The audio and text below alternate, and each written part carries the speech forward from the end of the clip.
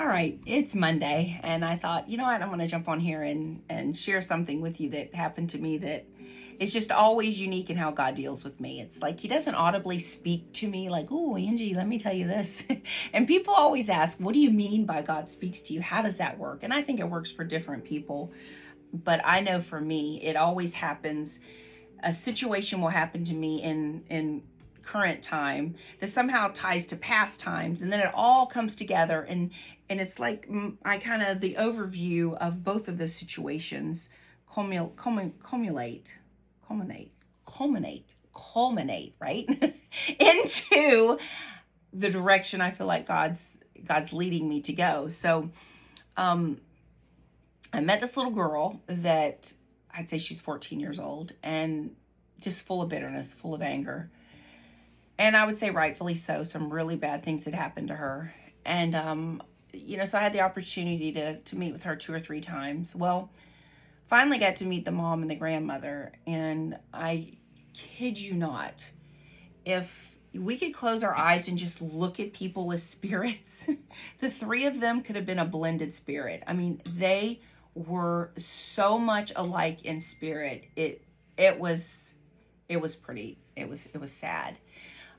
She was full of bitterness and resentment and anger, and the mom was full of bitterness, resentment, and anger, and the grandmother was full of bitterness and resentment and anger. And you could tell that had been transferred or passed down to this child by seeing the example of her mom and grandmother.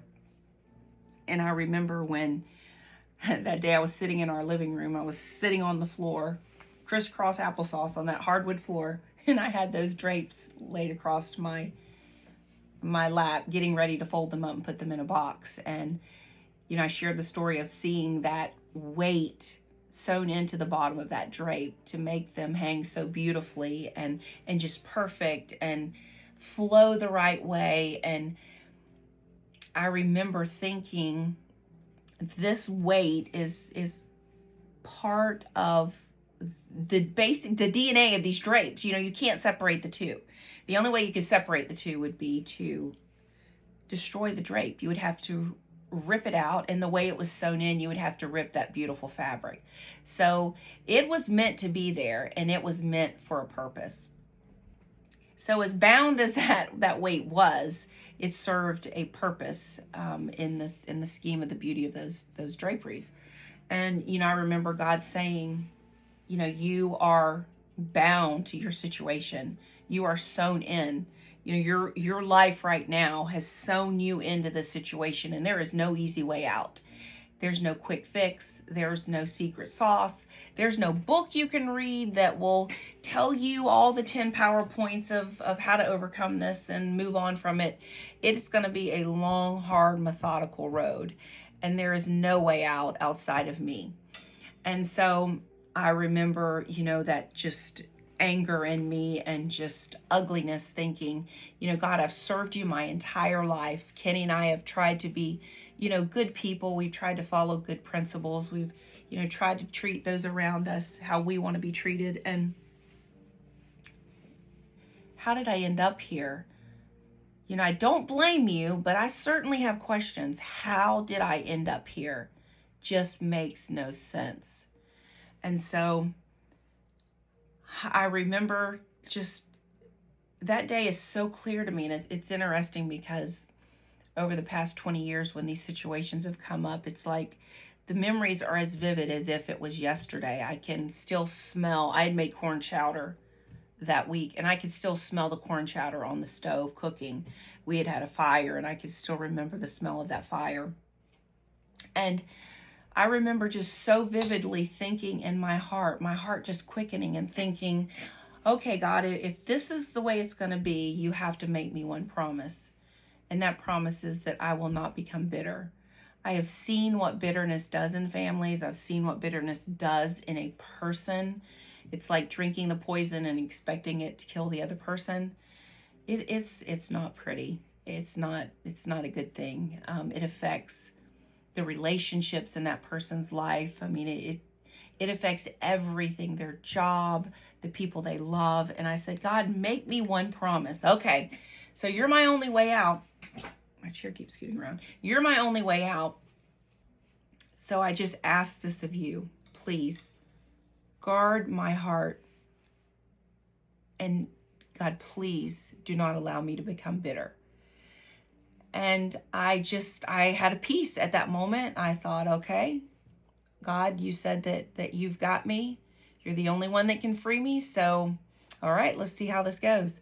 And, I look back over the time when all these hard situations, and I think there were so many times, there were so many opportunities to be bitter and so many opportunities to display that behavior. Difficult times, hard times, not having a vehicle and having to get a ride with someone else, seeing, your kids not get the things that they need or the things that they want. Your kids sharing value meals from McDonald's because you had $10 to your name. There were opportunities, don't get me wrong. It's not like, God put blinders on me and there were no opportunities for bitterness to seep in, because trust me, there were plenty of times for bitterness to seep in. But there was always that small, still voice that said, Angie, you value those around you more than you value the things you lost. Homes can be replaced, cars can be replaced, but the value that you place on the ones that you love and the value that you place on instilling in your children an attitude of gratitude, right? Not bitterness, is something that cannot be rebuilt in a day.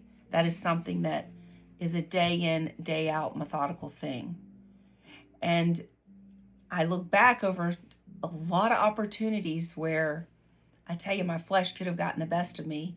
I remember our power had been turned off and it controlled the hot water heater, because we had one on the wall that would heat it immediately. It wasn't like a big tank where now, some people have these tanks and you can take hot showers for a couple days from these huge tanks. Well, ours was not like that.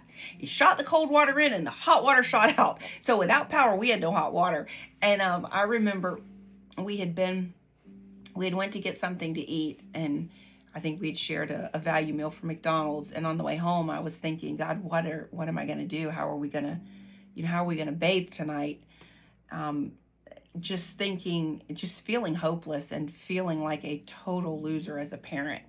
And I just remember just kind of, that peace that I talk about, just, Angie, just wait till you get home. This is going to work out.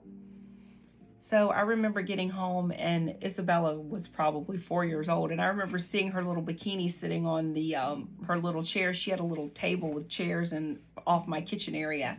And I remember her little bikini sitting there, and I thought, you know what, we've got to get Baz. Why don't we all put on our bathing suits and go outside and play under the water hose? I had some balloons, and I said, we'll do water balloons, and, we'll just spend the afternoon outside until it gets dark. So, of course, the kids were all for that, threw down their stuff, and we all went to the backyard. And I don't know, probably 40 minutes into me and the kids out there probably looking like idiots to the neighbors, we're shampooing our hair and we're bathing Gracie May, our little Yorkie. She was out there with shampoo all over her, and we were just having the greatest time. And so Kenny walks around the corner and he's like, what in the world are y'all doing? And about that time, I don't know who, one of the children took a water balloon and threw it, up against him and soaked his clothes. And so, that then turned into us all being under the water hose that night.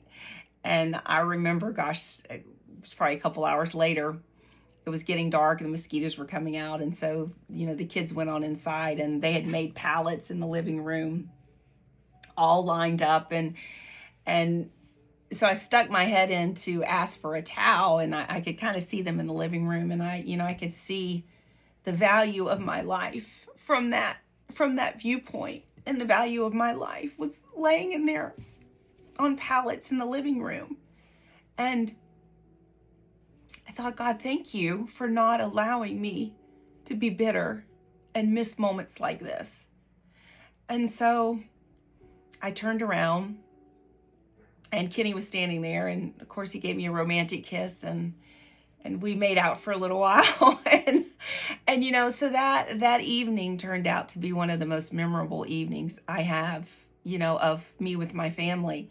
And I think, the biggest thing, the most important thing was looking around that corner and seeing those that I love and the value in them, and realizing that my value did not come from the house that we were staying in or the car that we had lost.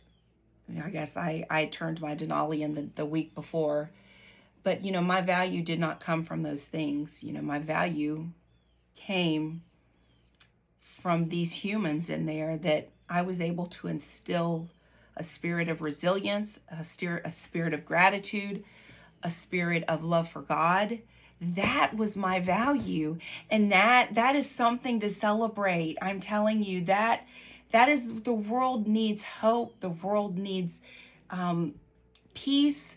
And we need to get back to what is our value and how do we find that value.